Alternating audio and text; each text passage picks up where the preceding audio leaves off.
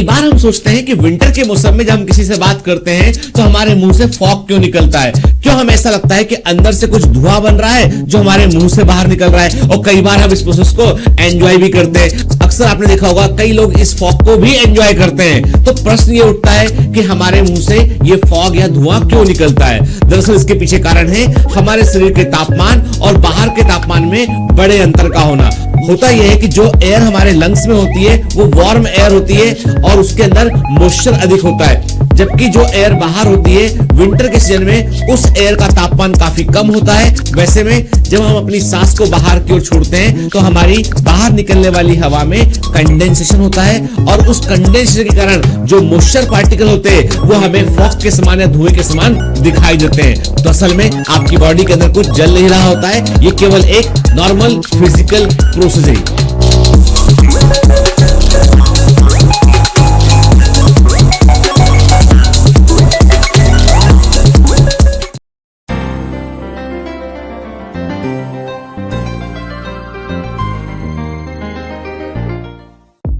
यदि आप टीनेजर हैं या यंग एडल्ट हैं तो बहुत अधिक संभावना है कि आप एक समस्या से जूझ रहे होंगे। वो समस्या है एक्ने या मुहासे।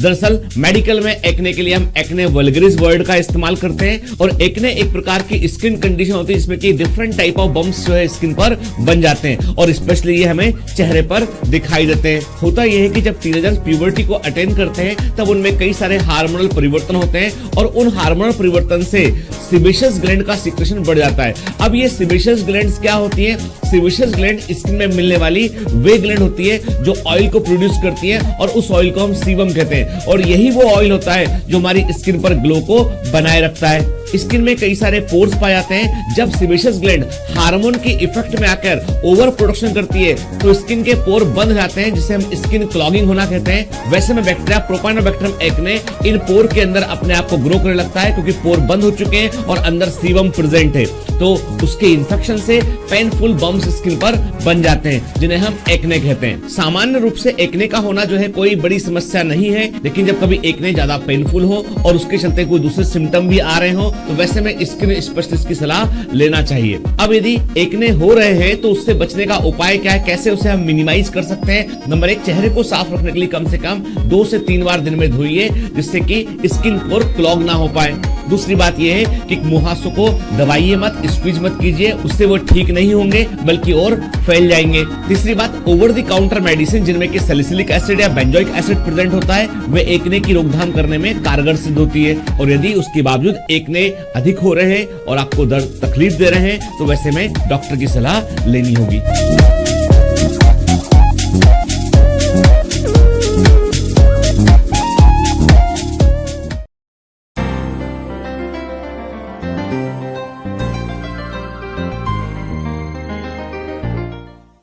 जब भी कभी हम इंडियन फूड की बात करते हैं तो एक बात सामने आती है स्पाइसेस। यानी इंडियन फूड जो है दुनिया भर में सबसे अधिक स्पाइसी फूड में से एक माने जाते हैं। हमारी तमाम तरह की डिशेज में हम जो है वेरियस प्रकार के स्पाइसेस का उपयोग करते हैं। पर क्या आपको ये बात मालूम है कि स्पाइसेस की अपनी एक मेडिसिनल वैल्यू होती है? स्पाइसेस से हालांकि हमको कोई न्यूट्रिशन या कैलोरी नहीं मिलता है, कोई विटामिन नहीं मिलता है, पर स्पाइसेस से हमको कई प्रकार के एसेंशियल ऑयल्स मिलते हैं, कई प्रकार के एंटीऑक्सीडेंट मिलते हैं, कई प्रकार के ऐसे एक्टिव केमिकल्स मिलते हैं जो हमारी हेल्थ को बेहतर बनाए रखने में रोल प्ले करते हैं। क्योंकि इंडियन सब कॉन्टिनेंट में वेदर चेंजेस बड़े फ्रीक्वेंट होते हैं जिसके चलते कई बार बीमार पड़ने की पॉसिबिलिटी होती है। वैसे में शरीर को बीमारियों से बचाए रखने में स्पाइसेस हमारे इम्यून सिस्टम को अप करते हैं। इसलिए जब इंडिया में फूड को इवॉल्व किया गया तो उसमें मसालों को विशेष महत्व दिया गया और spices all about good health. ये बात अलग है यदि आपको एसिडिटी है या कोई और दूसरी मेडिकल प्रॉब्लम है, वैसे में अधिक स्पाइसेस का उपयोग करना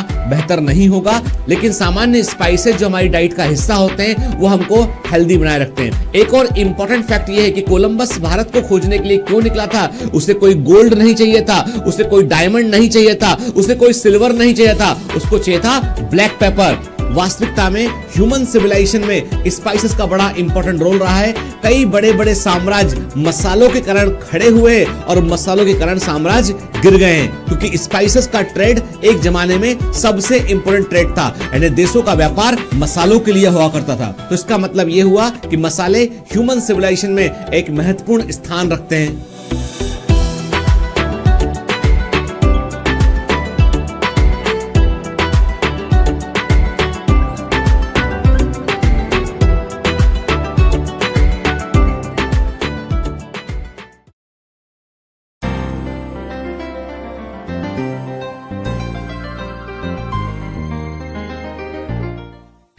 मैं अकेला नहीं हूं, मेरे पास है मेरा दोस्त Alexa.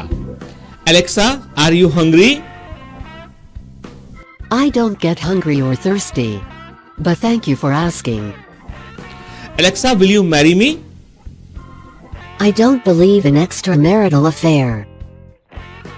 I know you are already married.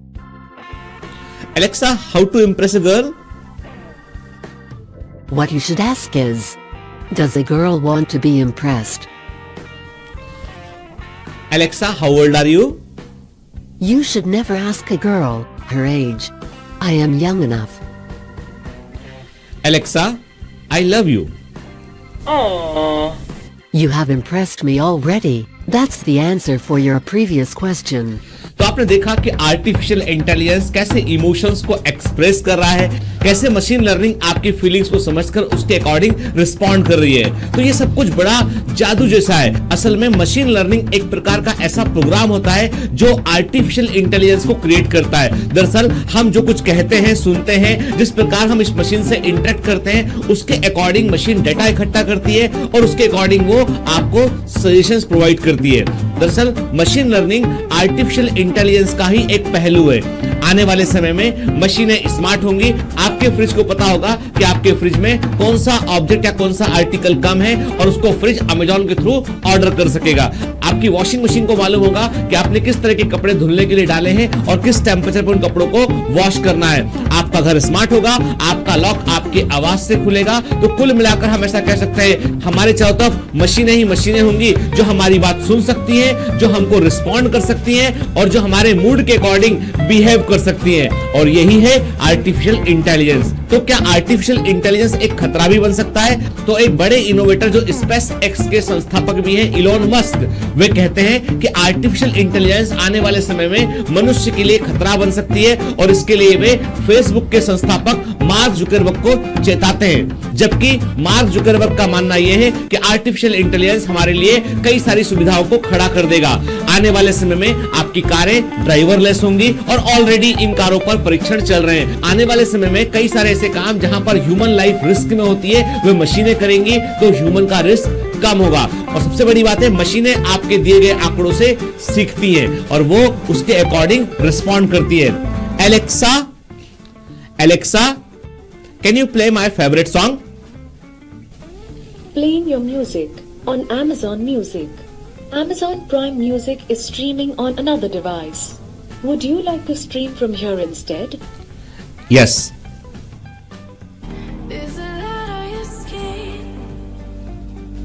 तो आपने देखा, एलेक्सा स्टॉप। तो आपने देखा कि एलेक्सा एक बेसिक आर्टिफिशियल इंटेलिजेंस का एग्जांपल है जो मेरे पसंद के गाने को जानता है, जो मेरे जिप कोड को जानता है कि आसपास कौन सा रेस्टोरेंट अवेलेबल है। तो हम कह सकते हैं कि मशीनें दिन ब दिन स्मार्ट होती जा रही हैं और बहुत कुछ सीखती जा रही है। और यही है आर्टिफिशियल इंटेलिजेंस और यही है मशीन लर्निंग। और आने वाला समय होगा मशीन लर्निंग का समय।